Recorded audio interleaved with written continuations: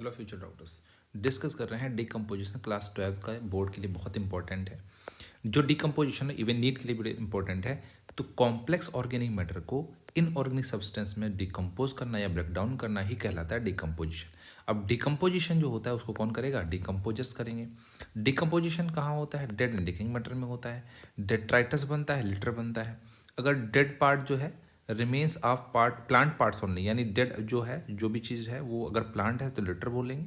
ये सॉइल की सरफेस पे आ जाता है। और डेट्राइटस क्या होता है? इसमें प्लांट और एनिमल दोनों का मैटर होता है, दोनों का ऑर्गेनिक मैटर होता है, फीकल मैटर होता है, डेड होता है, तो इसको डेट्राइटस हम लोग बोलते हैं। अगर मैं डिकम्पोजिशन की बात करूँ तो इसके स्टेप्स होते हैं फ्रेगमेंटेशन, लीचिंग और कैटाबोलिज्म। कैटाबोलिज्म में ह्यूमिफिकेशन और मिनरलाइजेशन।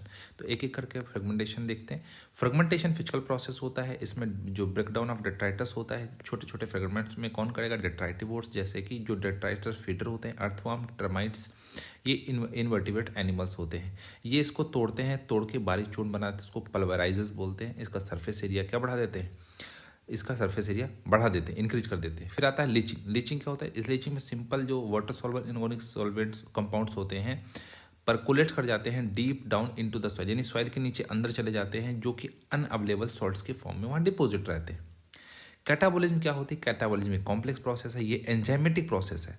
इसमें फ्रेगमेंटेशन जो डेट्राइटस का हुआ है उस पर बैक्टीरिया और फंगस यानी डेट्राइटिव ने डिकम्पोजर्स, इस पर डिकम्पोजर्स अपना एक्शन करते हैं और इसको तोड़ देते हैं, चेंज करते हैं। किसमें? सिंपल इनऑर्गेनिक मैटर में।